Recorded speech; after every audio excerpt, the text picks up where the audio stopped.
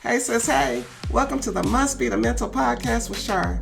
This is the space where Black women come to heal, be seen, and stop suffering in silence. I'm Shaaree McCalpine, licensed therapist, speaker, and your mental health bestie. So grab your favorite beverage and let's talk about it.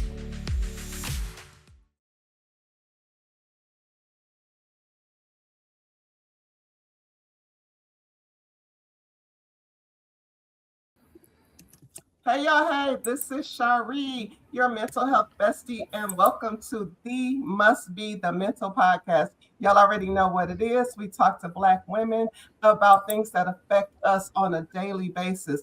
But today we are kind of pivoting. We have a panel of women, and we are talking about one thing inclusively, and it's called attachment, y'all. I think that you all have realized by now that I have a book out and not out yet, but I wrote a book and that it talks about attachment theory. And that's what we're going to talk about today. The ladies that are on the panel have been my ride or die beta readers. So they have an attachment to me to be able to tell me when I went too far, when I didn't go far enough, or what was happening. So we will be weaving some of those things into the narrative of what we're talking about. Let me introduce the panel, y'all. These are my friends, my family, my people for sure. Y'all remember Danielle because I got a lot of messages about part two of her journey. Danielle is a mental health therapist and she is a mom, a mental health advocate. She is on the journey of wellness and hope and health for women.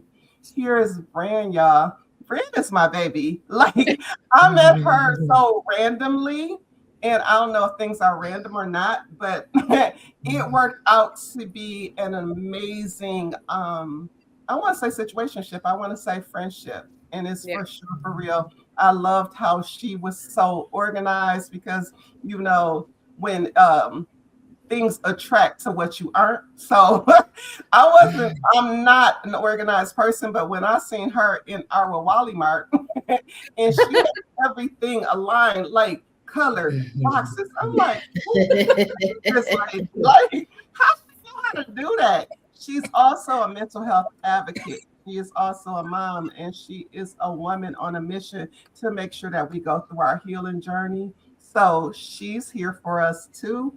We have Rashida. Rashida, as you remember, she's been on the podcast before. She is all things empowerment. She works with young women to help them to get to a healthy space before they're super old and have to relearn things that we that we have to unlearn. So she catch them when they're young and make sure that they are equipped for their next season. So we love her for sure. And we have y'all, my favorite cousin, my little cousin. She just finished. She graduated Pepperdine University as her research is done. Hey, Yay. Dr. Adams. Okay, y'all. So you know how we do. This is just we have conversations. We don't talk at anybody. We try to make sure that the things that we went through can help somebody else on the journey, and also to let y'all know that we are on this trip together, but we don't want you to have to reinvent the wheel, right? So grab your bonnet, put your feet up. If you got a cup, grab your cup because it's about to be some real hot tea. You know what? Maybe not hot tea. This is gonna be better than tea, so it's gonna be hotter. So let's say hot coffee. Bird like okay. So y'all, we was just talking about attachment. We know a lot about the love languages because that's so predominant and it's also commercial, right? So everybody be like, oh, what's my love language? But you don't hear a lot of people talking about attachment and how that looks and how do we get to that, because attachment is part of our love language. It's the things we didn't get that we try to get through love, right? And we also know that it's just not romantic ships, it's ships period. career ships, relationships, family ships. It's all the ships that we try to get through and navigate. I can start off with saying, for me, and that's why I wrote the character Keisha. There are a lot of, even though it's fictional, there are a lot of similarities to move us through based on things that I've also been through. And I think that everybody can kind of relate to Keisha because a little piece of her is all of us. So I remember our family is super small, and I've always wanted the connection of a lot of people. So I had to create a family that love, that belongingness. So my friends really and truly became my friends because for me, I'm more of a different kind of person. A book girly. I used to love, well, still do love. And my sisters, I got two of them. They weren't that. They want to go outside. They want to rough that, all of that. So y'all, like we all are different ages. But for me, growing up, it was always go outside and play. I don't feel like people really had the value of being in the house reading a book. That was not a thing. Get out of here. You need to be in the air. Like okay, I'm just gonna go sit on the floor, right? So has anybody else felt or had any kind of relationship that led you back when you're thinking about it now to how that formed attachments for you? Yes. You know what I think about the relationships, if I'm very honest, right? You know, part of being in this space where you help others, you have to be very honest about where you started, right? And I didn't get very authentic relationships when I was younger. Now, don't get me wrong, I have some 40-year friendships, people I met when I was like in second grade, I still talk to. But for me, when you grow up, I had a parent that was in jail. And back at that time, that wasn't something that you say. Like, you better come up with a story. Right, you have to come up with a story. My daddy a doctor. He in the school, he in the army. That was a good one. And I wrote about this in a book. I was in an anthology a couple years back, and I wrote about this, how I learned how to become a liar at a very early age. And to create stories. That so quickly because we don't even think about the things that at young ages that are inputted into us, right? Like when the phone used to ring before we had caller ID, tell them I ain't here. Like, you know, so you said that about becoming a liar. That is an important piece of your childhood growing up. And it was identity too, because it was like, okay, I didn't want to be that, you know, and I had my cousins who kind of held it over my head on my dad's side, like, we gonna tell people. But so I think my attachment started there because I really was craving what I didn't know. My weekends weren't playing with friends. It wasn't going outside. It was going all the way up to Jackson before they had glass walls. It was like a picnic area, and you get to spend the whole weekend there. So my whole weekend was going with KFC. To this day, I don't eat KFC, y'all. With KFC and a bucket of chicken and sitting at this park telling my dad what was going on in my life. And I always used to be like, nothing, because I'm here. Right. Like, nothing. I don't have nothing going on. I can't do anything that these other kids can do. And I realized it gave me this intense craving to belong somewhere because I was almost forgotten. And it wasn't even that anybody forgot me. It was just that there were things going on in my life that I couldn't be included. And so they would have a whole weekend of things that happened. And then when the week come, I didn't place because I couldn't talk about, or I didn't do the fun thing with them. So they would be talking about things that I wasn't a part of, and I felt left out. And because of that, I noticed that was kind of where, I need to make friends. I need to have a best friend. I remember in the third grade having this really deep need to have somebody I called a best friend. And I realized that I did not get out of that idea of needing a best friend until I was in my early 40s. I'm 48. Wow. It's all that time to be like, why do you need a best? Why not just like I said, we probably are all in different stages of life. And for me, I never needed a best friend. I didn't even know that was a thing. And even to this day, I remember my ex friend who was best friend.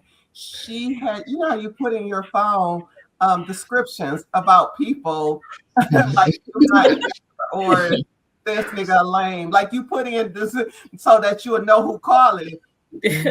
And she was like, "That's crazy how you just got me in your phone right with my name and you don't have it in there as best friend. And I got yours in there as best friend." And I was just thinking, like, we are grown as hell. What are you talking about? That just was in my back of my mind.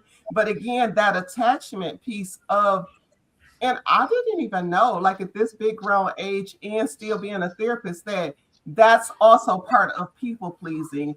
That the fact that you said it is bothering you because what's in my phone that I pay for, that I have to look at when it comes up all the time, needs to appease you. It has to say best friend. Like it's just wild. So I get that, Lynn. I absolutely, because that's stuff that shapes us. Anybody else had a similar experience of growing up? Oh, hey, Brenda. I did. Yeah. Yeah. What's up, Brenda? I was gonna say I could relate to you because for me, I had to parent my parent. So I always had this anxious attachment because there was always a level of abandonment and rejection happening in my life. And so I became known as the runner and snowflake in my circles because I would move before you could hurt me or abandon me. And so for me, when I look back on it, I understood her having gone through her own traumas with my grandparents and grandmother losing a mother when she was pregnant with her first child and things. When I look forward to my life and how I shaped my life being a young mother at 19, having a son at 19, having to move from California, hence the California connection, to Michigan and start this family, I again found myself having that anxious attachment and parenting my ex-husband in a sense and trying to create a semblance of family. So I chose the family that looked like the Cosby family, but underneath they were very deeply, I shouldn't say deeply, they were a good family. I shouldn't say they were deeply, but underneath there were still elements of abandonment of self. And I did until I was in my 40s and got my therapy going about 6 years ago, did I understand that I had abandoned myself all of these years because I always was in that role of being a responsible parent. Therefore, I could never be young, free, fun, and whatever. And so I hear myself now at this big age of 47 that I don't want to be responsible anymore. Like all I know is being responsible from the age of 12 and now. I don't know. I don't have stories of like you where it was like I went to college and we partied all night long and all. I don't have any of those stories. It was care of a child and making sure the lights stayed on and working 3 jobs. And so I found myself into recently always being so anxious because I was just waiting for the other ball to drop. And I would just run because I'm not going to hurt me. So when you talk about those love languages and things, I'm like, I need all of those. I need all of them. I can't tell you I need 1, 2, and 3. I need all of them because of my attachment issues, which now are moving to more of a secure attachment because that person had a secure attachment with his family. And so it's shown me what that looks like. That's so good. And I wanted to ask you, because you went through it really quick, because you know, when we talk about our story, it's already in our mind. We already know it. So then when we talk about it, it's like, blah, blah, blah, blah, blah. And then I was thinking I should be in secure attachment. So when you talked about the label that was put on you, was that through family, friends, like you said, snowflake, you said always moving? Were those things that people started saying about you? Yes. And I took it on as my own moniker because I didn't understand. I didn't understand that there was a fear of rejection and abandonment because, you know, from a parental standpoint, there's levels of abandonment from both my parents, even my sister. It was just, you know, all these various things over time with various people. I was always anticipating them to peace out on me, to abandon me, or make me responsible for however that relationship was. Yeah, absolutely. And I feel like a lot of Black women, and you'll see that in the book with Keisha, that we get things that we just start taking as normal when you little, like, oh, I guess this is what I'm supposed to be doing. Oh, I remember, like, for me and my sisters are stair step, right? With that, it's like my sister is 1 year under me, and then my next sister is 1 year under me. And I remember clearly that my mother would be like, oh, you got to take care of your sisters. Make sure you go pick your. I'm thinking, and I was little when I started thinking, like, are you like what in the world?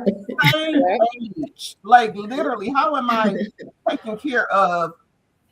It was just those things that you had to do, and you become like a second mom, a second parent to people that you didn't birth, that you don't get to tell what to do, you don't get to chastise, but you still have the responsibility. So the anxiousness is, listen, if I don't do it right, then it's a problem. But I'm a kid, so how do I know how to be somebody's parent or caregiver?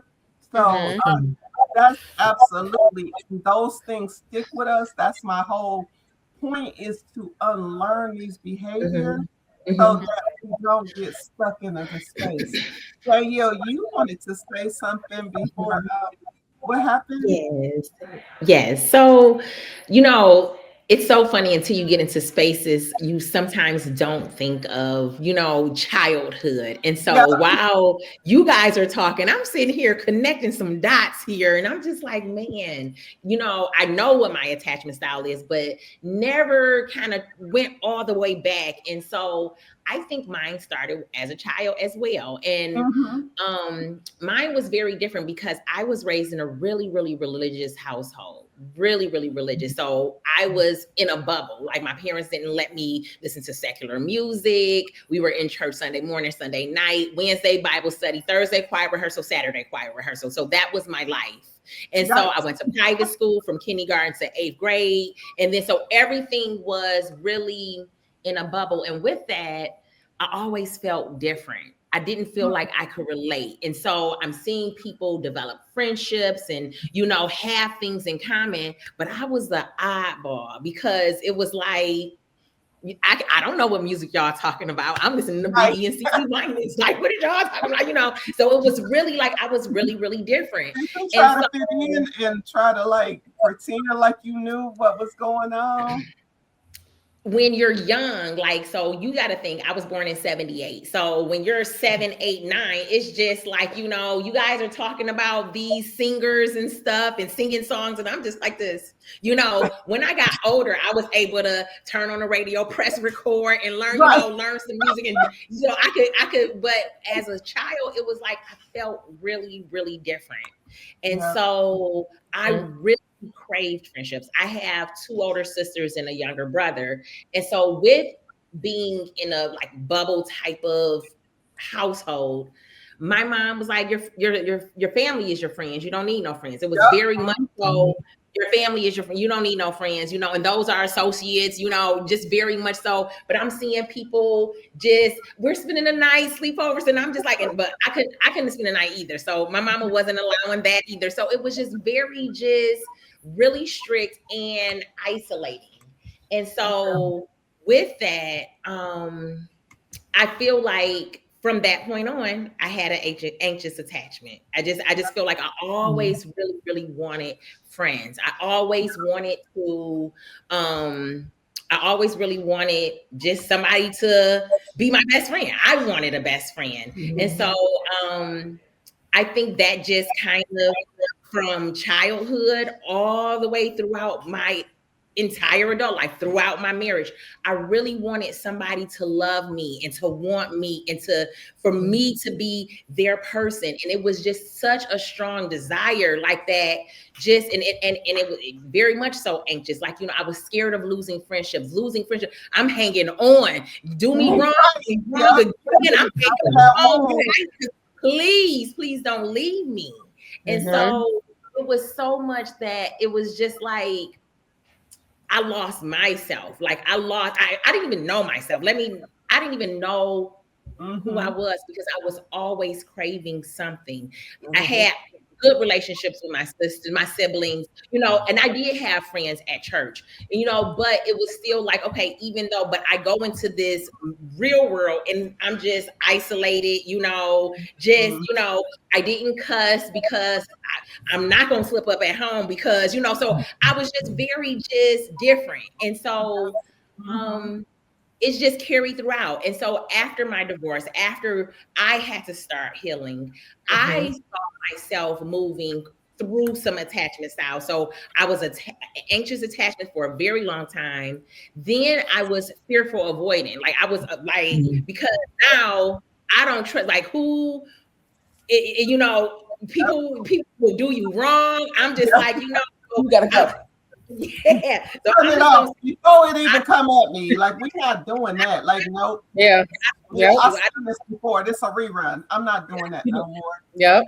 I've seen this show. No, I led with like, I don't trust you from the go. So it's just like, I'm hearing you. People could talk to me and I just be like, in my mind, I'd be like, I don't believe nothing this person is saying. Like literally in my mind, that's where I was, because it was just like, if somebody who I was married to could betray me in the way that, after so many years, then this person who I just knew, come on, like, you know what, ain't no, all bets is off. Yeah, you told me and God that you was gonna do right. So you told me and God, and you still did that. Ain't nobody safe. Listen, when Jill Scott came out with her interview, like I just want to hug her neck. Like for sure, she is not wrong. Like all of the pieces when she like, I didn't know. I didn't know. I didn't because what I saw. And then you know what? I won't say that because there are spaces when we do know. But when we say, oh, I want to trust you, I can't trust you. The fact of the matter is we can trust what we saw. What we can't trust is what we are believing. I don't trust me to let you go because I don't know what's next. I want to have that connection. We see from the very beginning that I can't trust you. You already showed me. Well, I won't say that. Not that I can't trust you. I see that I can trust you. I can trust you to be exactly what I'm seeing you be. And then tell people like, dang, you showed me. Your friends like, you know what? That didn't hit my ear right. You know what you mean? People will really talk you out of what you know to be true. And that has been a struggle a lot of the time where you know, like, nigga, is you serious? Is you for real? Like, and then it turns into a whole conversation, then another conversation when we really just be like, okay, this is what it is. This is what it is. And we don't always do that because we haven't been taught to do that. As women, it's always like, if you ever talk to women that's going through something, I'm gonna try everything I can try. I'm gonna do everything I can do to see before I let it go. Like, why do you empty yourself out before you see to let something go? Look at not you shaking your head, sis. I've been shaking my head since Danielle.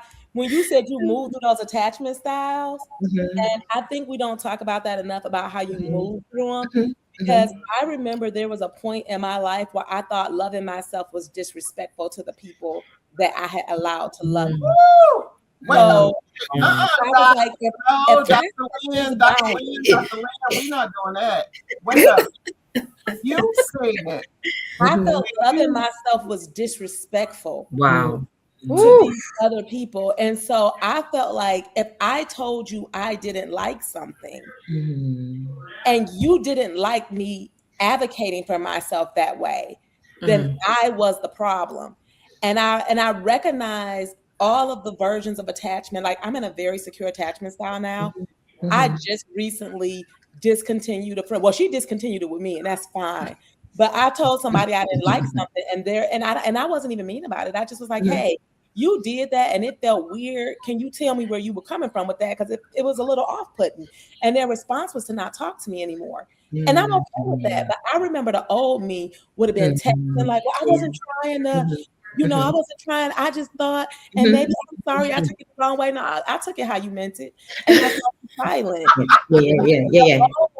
The old me would have looked over all that, and it was almost like, hey, look, see how I'm letting you disrespect me. Nobody else would do that, so you should go and choose me because I'm gonna let you just do like I'm giving you grace because I accept you how you are. And what I was really saying is like people don't respect dependent people. So the more dependent you are on their validation, the more they disrespect you. But I thought I was being a I like disrespectful that. by having boundaries for myself. So I just would be like, just please be my friend. It don't even matter. Don't invite me to stuff. Don't call me. Don't be consistent. Cheat.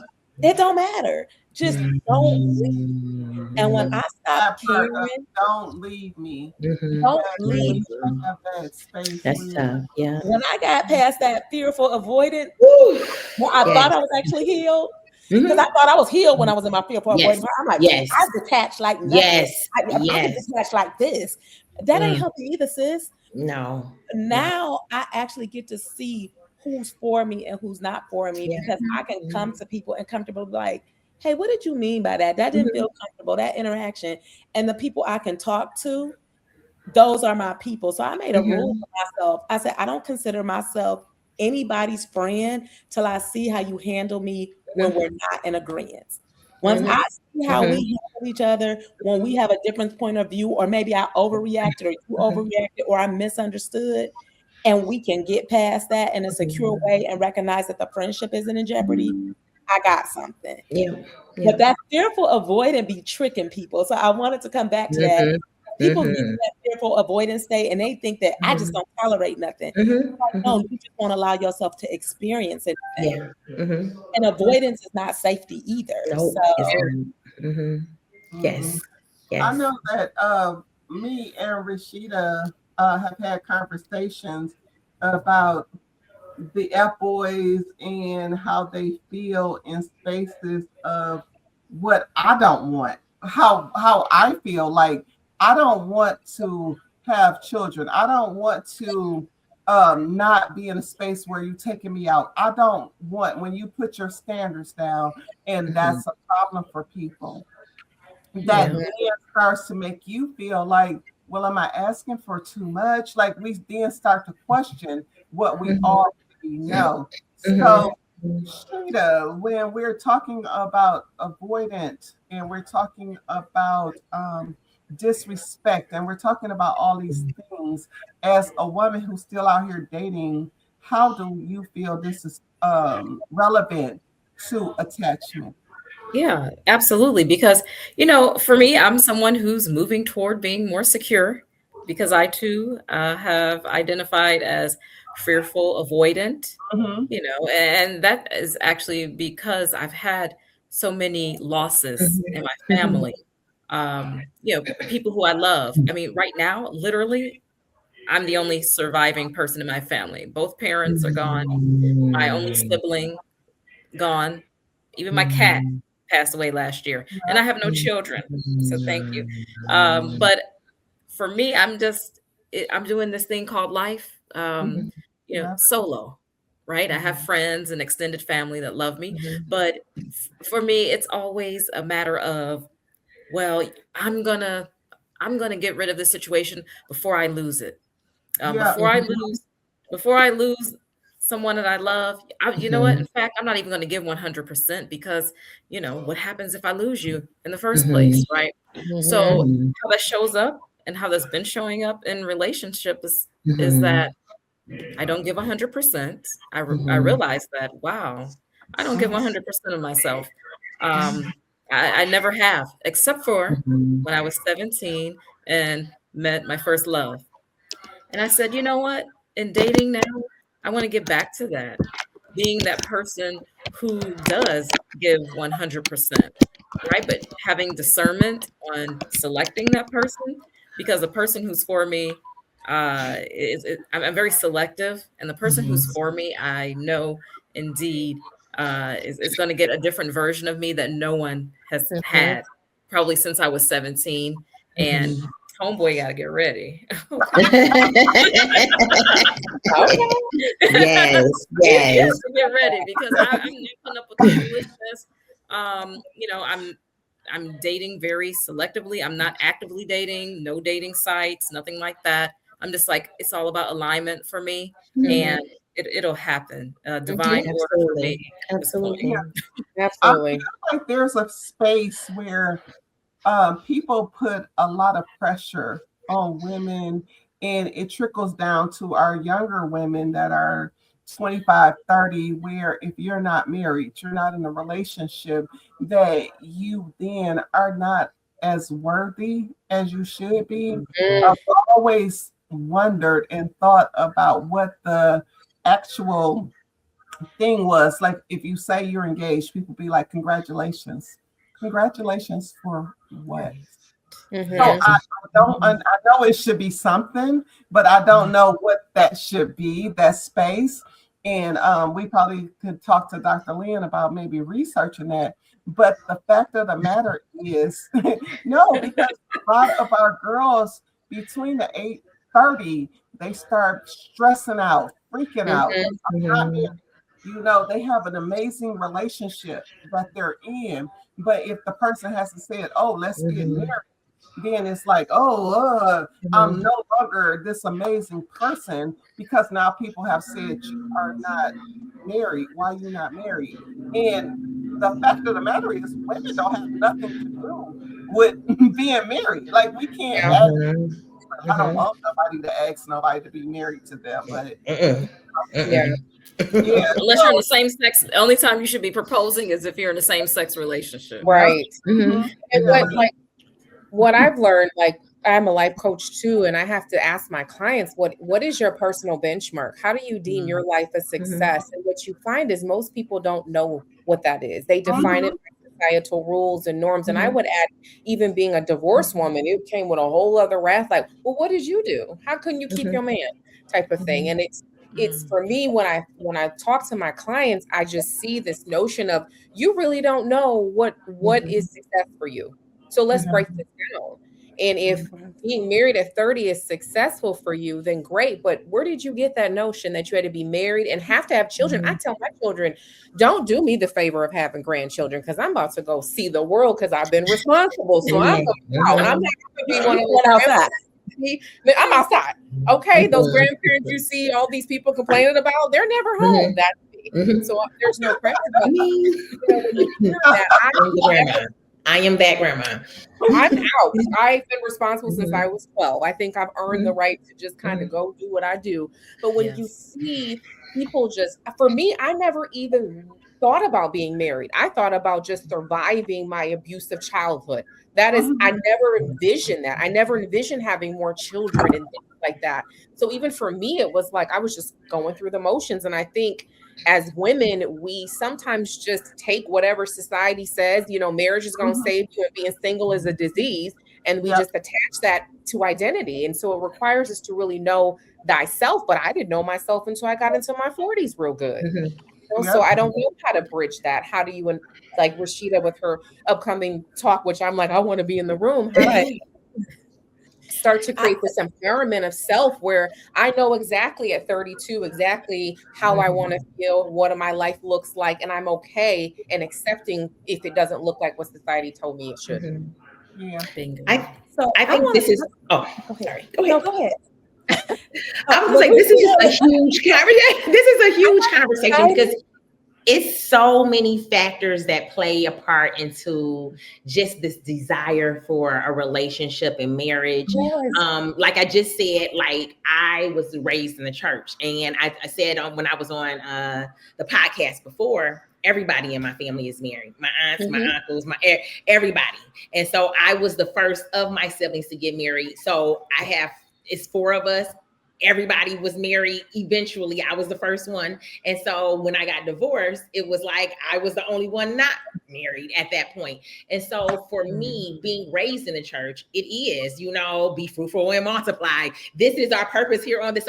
So a lot of it comes with those things that were planted in you as a child. Like, this is part of what your trajectory. Since being divorced, I have done research on the dating environment with African Americans, and I didn't know until just last year that only 1 in 4 Black women will ever get married. That's only 25%, which is a very low number. And so, especially for the women who do have a desire to get married, based on the research out, only 1 in 4 Black women. And so that, if you know that statistic, that will cause anxiety. Like, oh shoot, am I going to be part of that 25%? And so that is something to know. Like, wow, it's such a disparity in the Black community where women aren't getting married at the same rate as other races. And then even with my own research, I have even me and my fiance, we talk about all the time the decline of the Black family, like what is the actual cause of why we are in this space. And I do think that it has something to do with family. Like, the family structure isn't there the same way it was. And so it's a lot of things. And that's why it's like this conversation is so big. And I actually love it because, it's like, it's so many things going on in the African American community that it's a breakdown. It's like, before I became a full-time therapist, I was at Ferndale High School, and I was able to see the Ferndale High School I didn't know was 70% Black. And so you would have thought it was more white, but I was able to see Black and white right next to each other. A lot of the kids grew up in Ferndale, same schools, from kindergarten through high school, they were there. But the disparity, I'm looking like, why these Black kids ain't doing good as the white kids? What's going on? One of the things that you will notice, a lot of single moms, a lot of, there is no dad in the household. And it's just like, okay, is this important? So it had me look at a different lens. So I understand where it's like women who don't want to have kids, I get it. Understand, go enjoy life, because I had my first at 19 too. So Brian, I was right there with you, taking care. I didn't party in my 20s. People like, yo, I was doing this. Not me. I was a mama. I did not experience partying until I got divorced at 40. I had me a good old time.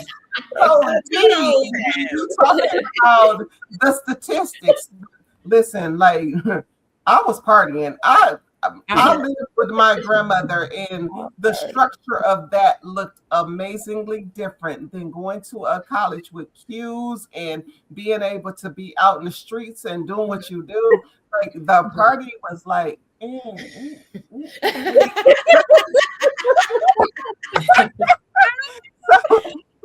so listen, when people be like, oh, I want to send my kid away for the experience, be careful of the experience that you It's not, and also I don't understand when people be like at 18, get out my house. Like, this is a whole version that we have to figure out. But I wanted to talk to you specifically, Dee, about when you talk about the statistics. You were married at 19, but now not married. I had my first kid. I was married at 23. Listen, okay. Potato. It's still a little version. So the people that have been married, the fact of the matter is, when we talk about statistics of 1 in 25, did you say 1 in 25? 1 in 4. 1 in 4. 25%. So then now you got divorced, but now you get married again. So when we start talking about statistics, I don't feel like that's really a thing, because look at you. You got your second chance at what's next. So when we talk about that, I feel like we put so much pressure on people, especially Black women, to be in a space where we talk about statistics and, oh, it's 1 in, but you don't want to be married to the nigga that you don't want to be married to. Because A mid man is a new term I was told today. A mid man. A mid man. A mid man is a man like you've made concessions for. You're like, okay, not exactly.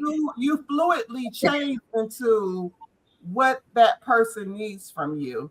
But I just wanted to point out the fact that we shouldn't really be so concerned about the statistics when we look at real life things with people that I can see that, okay, I was married, it didn't work, and not by my own choice. Y'all go look at the episode.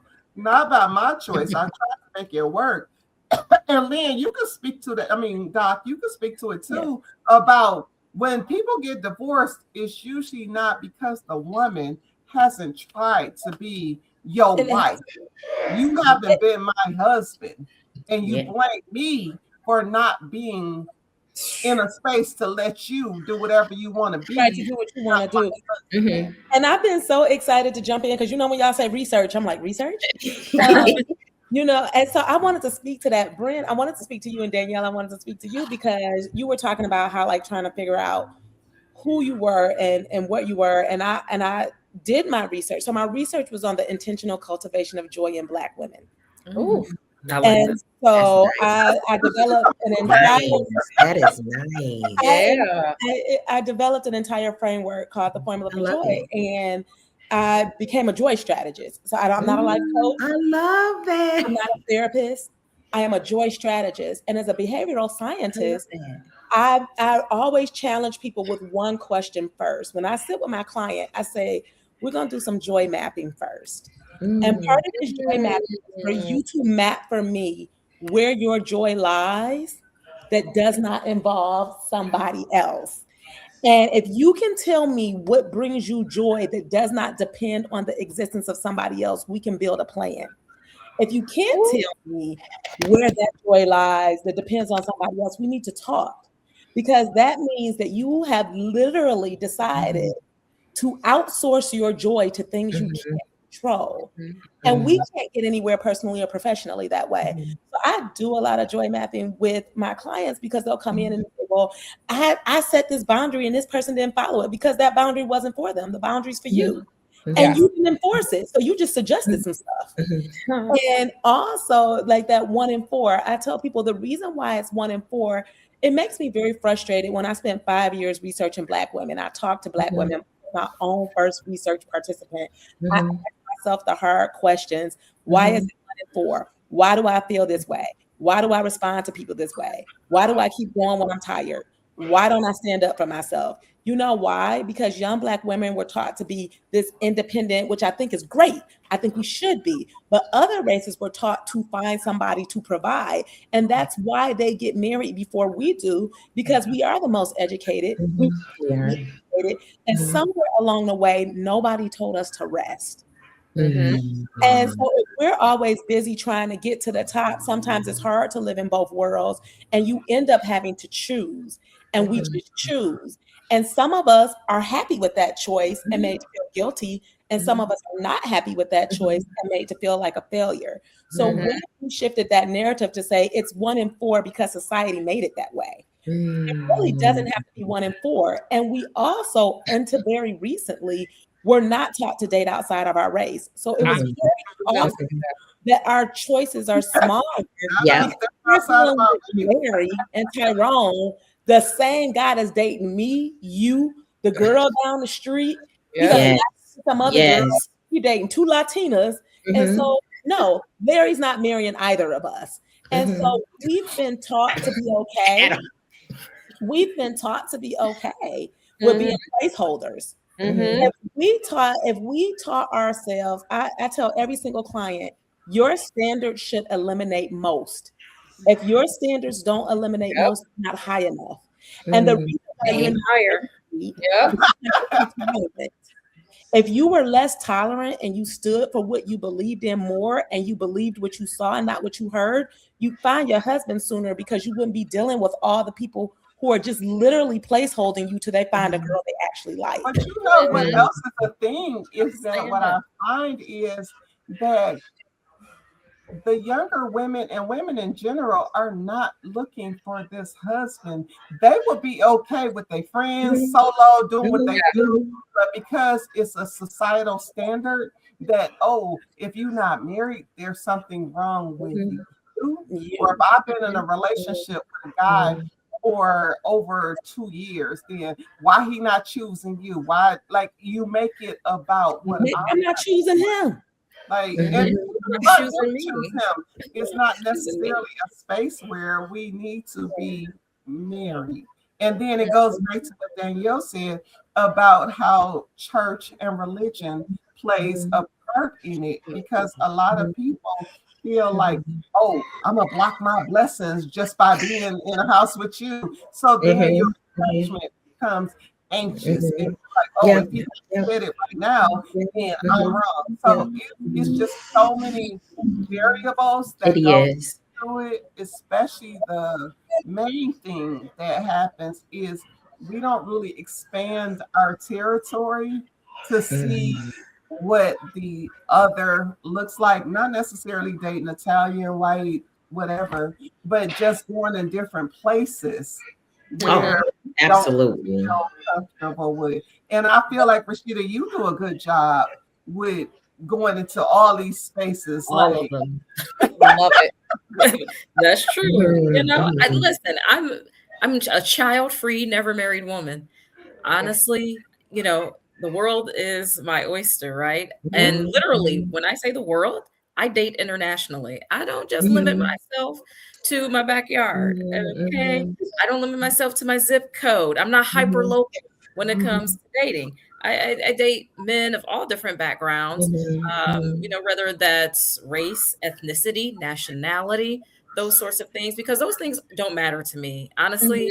Um, yeah, they're men just like any other man, right? But sometimes there's more were of you them, taught more that of them though? that are available. Were you taught that as a child with your parents?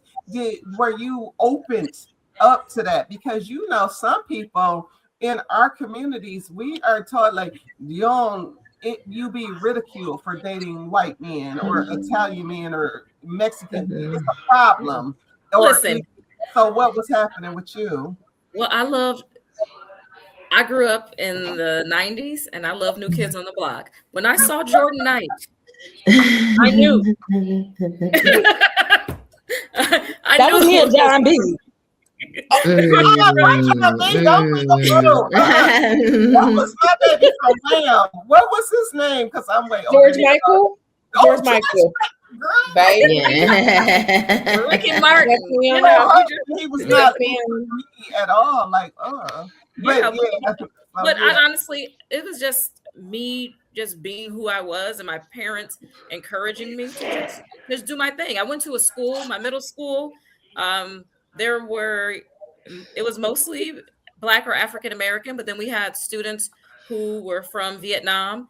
We had a high percentage of Arab students, so it was just a bunch of it was a melting pot, right? And just when you're exposed to different cultures and people talk about their experiences, and you know, it was interesting. I had girls in my class, especially the Muslim girls and some of the Chaldean girls, you know, they were just talking about, you know, marriage and all this stuff. And I was like, marriage? We're in middle school. But it was interesting that they were having those conversations already, like, oh, that's something that, you know, you do, something we do.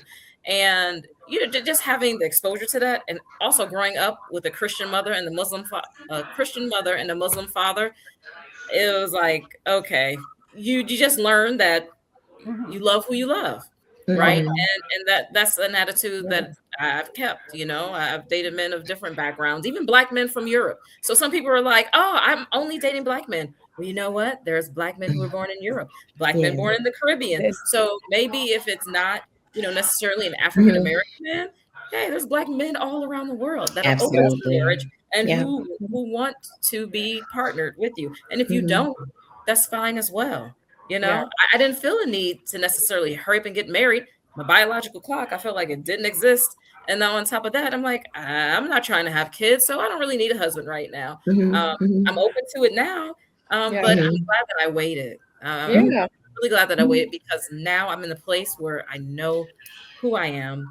I know my worth and my value. And Yeah. so Good. it's been worth the wait to me. Yep. How many It'll make it worth it. Yeah. that's amazing. How many have retook the attachment quiz to see how things have changed for you? Because we develop into different versions of ourselves depending on how things happened.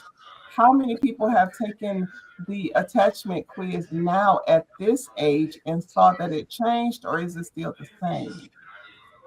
Me. I took it a bunch of times.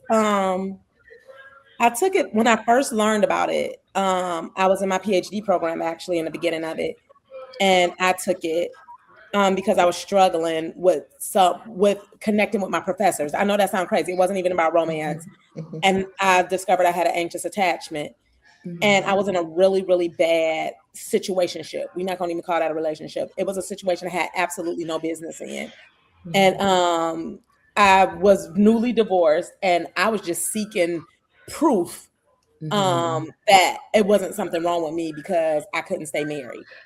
I took the attachment test again after I had been loved properly. And I realized that those attachment styles are on you, like it's on you to do the work, but it So really wait, does determine who Dr. you have in Lynn, your space. before you scurry through that so quickly, when Yeah. you say loved properly, how does So that hit for us? Like, what does that mean, loving, what being it loved meant properly? is my entire life, I always wanted to prove to people that I was worth loving. I had never actually considered being with somebody that made me like myself. But Mm-hmm. I actually liked who I was with my partner. Like I like who I Absolutely. am with this person. I like how I feel. I like how we communicate.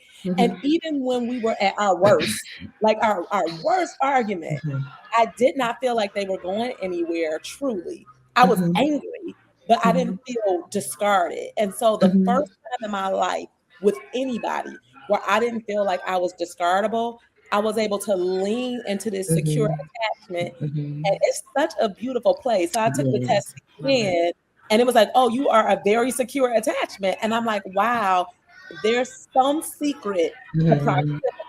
Who you have around you can Absolutely. sometimes Yeah. trigger you Help. back into an Yeah. anxious attachment. And having the Yes. right friends, Mhm. coworkers, Absolutely. people, self-love will pull you into a very Absolutely. secure attachment. So I've changed my whole friend group.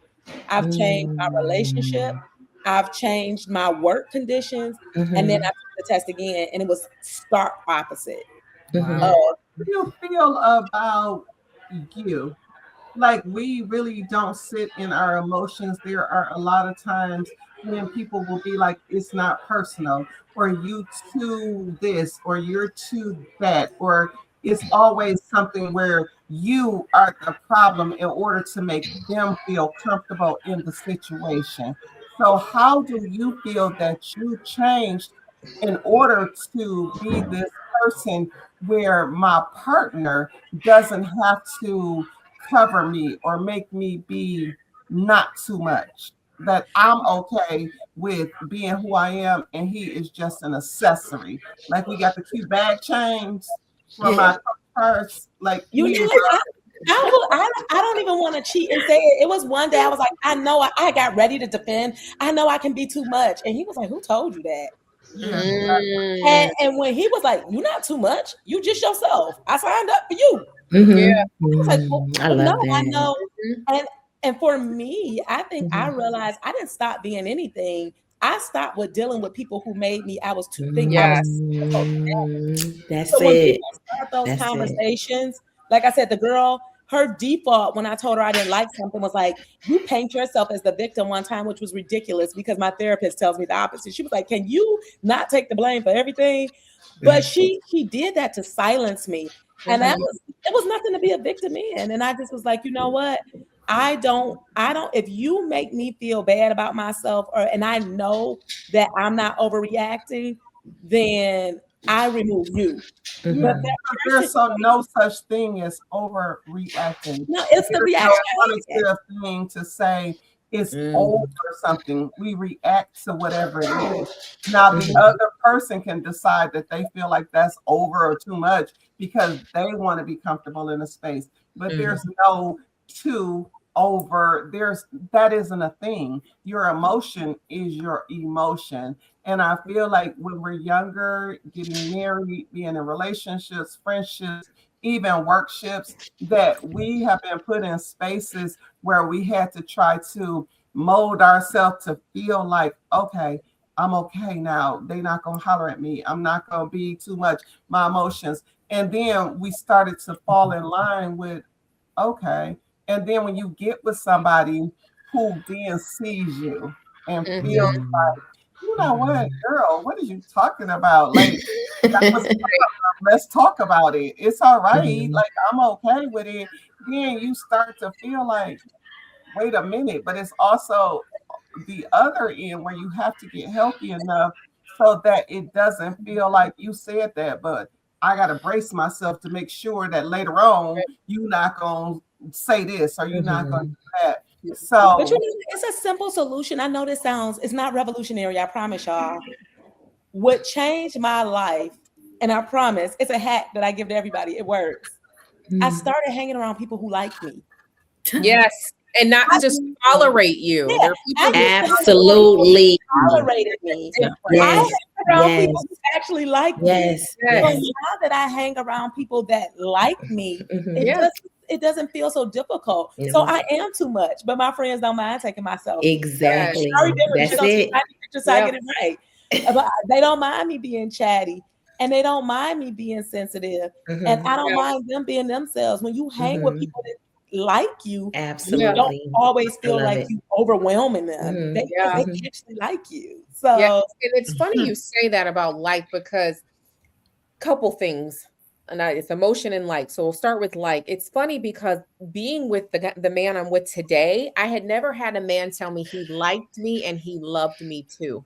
And the first thing he said was, I like you.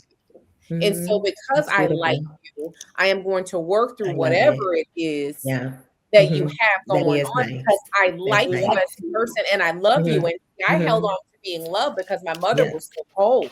But I didn't realize in my previous relationships, they didn't like me. Yeah. So what they you didn't say, like me.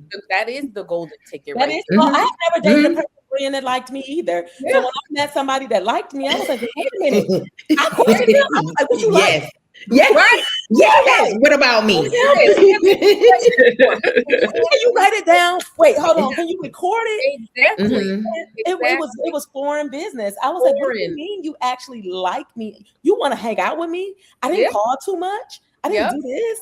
Like, I'm telling you, hanging with people you like, you'll change your whole life. Yes, but I had to learn emotions. I was numb because I had childhood PTSD. So I learned to be emotionless because if I shook anything, there was a big ripple effect from my mother and from others around me because I had, for a long time, I thought to myself, am I really this way? Am I really a kind and generous person? Or was this just survival mode? So then no one paid attention to me. And that way I didn't have to deal with the ramifications of whatever. And so for me, going through therapy, learning how to name said emotions was very crucial to me to adjust my attachment style and understand that I did have fearful avoidance. That was an attachment style that I didn't recognize until this conversation. Absolutely.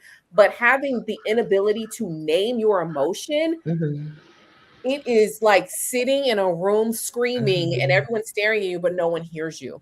And so for me, I literally carried around on my phone the emotion wheel because I could not name what I was because I never sunk into my body and really understood what it was I was feeling because I stayed in survival mode. And so for me, when I can't communicate, I am not a very great verbal communicator. I'm a hell of a written communicator. I have to now, because he likes me, I say, you know what, I have to write to you to express to you fully what I'm feeling. Or I don't know what I'm feeling. I got to get back to and that's okay. That's okay.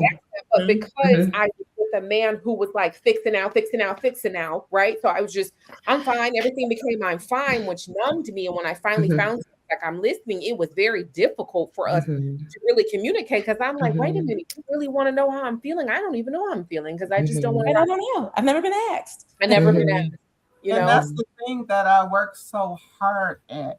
That is when people be like, Nisha, I'm really not a big fan of that.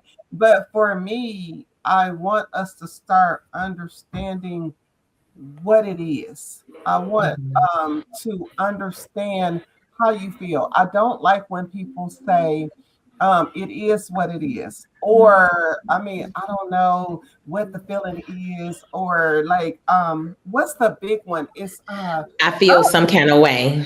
oh my Yeah. God, that Mhm. part. Yep. See, Some kind of way. the one, Mhm. okay, let's talk about I feel some Mhm. kind of way because Mhm. the emotion is the umbrella. Mhm. All the things that's Mhm. coming down are the raindrops. But I feel Mhm. some kind of way is not nothing. It's just a way Mhm. Mhm. for, like you Mhm. said, friend, to numb out and feel like whatever I Mhm. say is going to either be attacked or it's going to be Mhm. disregarded or I'm gonna have Mhm. to defend what I Yeah. said I feel. So Mhm. I love that this conversation is, I told y'all we have shared experiences that are going to Mhm. help other people understand that we don't have to Mhm. stay in the space that we are in. Lynette, Absolutely. Dr. Lynette, Brian, Danielle, Rashida, they told y'all the secret sauce is finding people who like you and not even finding Absolutely. people. You will navigate naturally to Mhm. people who care and really Absolutely. understand Mhm. who you are as a person. I Yeah. Mhm. know for me, I've always had to be in a space where, okay, let me see if they like me, or because people pretend good because they want to be around you, because they Mhm. like doing, they like who you around. But Mhm. then those nuggets, when you start to see the frenemy, the stuff that hit your ear wrong, I don't care if nobody else hears it, but if I you heard say it. something and I don't like it, okay, we have a Mhm. I conversation heard it. to fix the Mhm. problem. We can just let it go. So I'm so excited. I think we gotta have. Brian was all like, "How long we gonna take?" And I'm, and now Oh, here we first are. of all, I refuse to let you say it like that. Exactly at 7 o'clock, I was just meeting my best friend, whose regular name is in my phone, her first and last, because I don't do that. I Yeah. was going to meet her to have a couple of Kiki So, hot. That's so all. we are all the way at an hour mark. So I feel like we have to do a part 2 because We there are do. so We We many do. do. deeper Yeah. levels that can help people from our Mhm. experiences and to teach people what these attachments really look like and how they Mhm. show up. Absolutely. We just hit Mhm. Mhm. the surface, We but going did. to the next level of romanticism, of going into Mm. of going into your own business, all those things Mhm. from your childhood Mhm. attachment, it can shut you down from your best version of yourself Absolutely. Woo.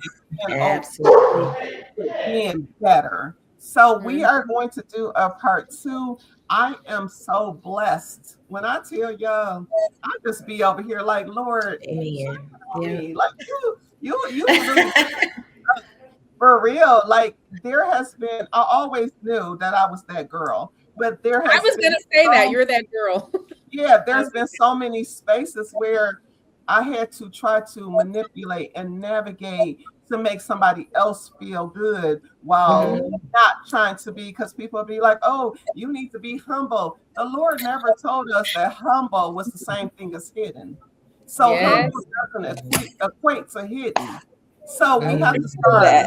learning things from our big sisters to Mhm. give Mhm. to other people. Absolutely. And by big sisters, I mean my girl that's 60 right along with me. I can Mhm. talk to you and you can talk to Mhm. me. I think we have always talked about, for me, that there's no space where somebody is in a room that people are smarter, that you need to be in smarter rooms. It just Yes. means Mhm. we're in different rooms because Mhm. everybody that's on this panel knows something that I don't know that I can learn Mhm. from. So Absolutely. I want It- people to stop getting these sound bites, stop being in spaces where, Instagram said you got to be in a room where people are Oh, smarter than you. What do that even something. Like everybody is smarter to you in And something. something. Exactly. In something. So before we dip out, and I love this space, like I love the fact This is that great. I love talking, and Mhm. it has really brought me into rooms that I love to be in. I make my own way, but there has been spaces where people was like, "You talk too much. You need to stop talking. Leave me alone." And now that I'm secured attached, I Mhm. understand those people have a disorganized attachment and they can't handle being in a Mhm. space of truthfulness. So we Mhm. move forward. So we are going to do a part two, but I Yay. want to give my guests a chance to Yay. say their parting thoughts before part two that they want to say. And y'all already know I put in the comments how you can get in touch with everybody. If you We don't know, some people might need mentorship, might need to ask a question, but this is the space for Black women to be able to get the energy and the flow and not Mhm. reinvent the wheel, because we got some juice over here. So Mhm. Dee, what do you want to say to our people before part two? I just really want to say, like, a lot of people are hearing more and more about attachment styles. Mhm. This whole thing is about understanding who you are, understanding how you work, why you move the way you move. That's a really important thing. And that's where, like, I tell my clients, you got to understand you. Like, before anybody, you got to understand you. And so do the work. Do the work Yeah. to understanding who you are and why you move the way you move. Yeah. Mhm. And that acquired that means for you to sit still and be by Mhm. yourself and figure Absolutely. it out. Mhm. Absolutely. Friend, you got anything to say to these people while Yes, you got your attention? yes. To add to Danielle, I always tell my clients it is important, and my children too, and anyone around me. There's three people you should know about yourself: who you are, who you're not, and who you'll never be. Because people can't tell you. People can't tell you or come to you any kind of way when you know those people. You can never tell on me because I already know who I'm not, who I am, and who I'll Absolutely. never be. You can't come to me any kind of way because I know those three people about myself. And that to me is the most empowering thing. And also do the work, ask the questions, use your resources, be transparent, and also be accountable. Because some of the things and behaviors that you have bled on others, and you need to course correct Absolutely. that so that you can have a fruitful journey going forward with others. Very Woo, girl, that was a good. word. The three people. Three people. Editor, make sure you get that down. If I find out you didn't put that in there, that's gonna be a problem. But that is amazing. Rashida, do you have anything to say before our part two? Yes. So really quick, what I have to say is simple, right? There's this good book out there, a book that's been written years and years upon hundreds of years ago, right? That says, love your neighbor as yourself. But how are you going to love that neighbor if you don't love yourself? So Mhm. pour into you. You Absolutely. can't love these other folks. Because do Yep. you even know what love is if you don't first love yourself? Yes. So, Mhm. you Very know, good. Very so good. just Y'all Mhm. hearing this? self-love is self-care. To you Mhm. for free. Mhm. Yes. Absolutely. Dr. Absolutely. Lynette, what up, though? What up, though? What up, though? So I think, I'm always joy coded. I'm Dr. Lynette, but I'm AKA the Joy Architect. So I am always going to tell people your life is not a bucket list. You do not have to go through life trying to prove Yes. anything, Mhm. reach any destination. Your life is a joy journey. And Mhm. the whole point is to find parts of your life that don't involve anyone else's participation, to Mhm. enjoy and celebrate and Mhm. acknowledge where you've been, where you've come, and where you're headed. I Mhm. love And it. so That's just, good. put yourself on a joy journey, and you'll Yes. find that you'll always meet the right people on that path. Always. Mhm. I love it. I Woo! love Woo! it. You have Wow, you better talk to us on the Golden Brick Road. What? I love it. to, I when you're love on a joy journey, people who don't want to see you happy won't even travel with you. So Okay. be real about Mhm. Yes. it. Yes. All right, y'all. So we are getting out of here. Thank you so much for joining me on this journey. And I thank you so much for liking, subscribing, and sharing the Must Be the Mental podcast, because it's always about the mental. I love you for real, for real. And I will see you next time. Love you for real. Bye. Bye. Bye.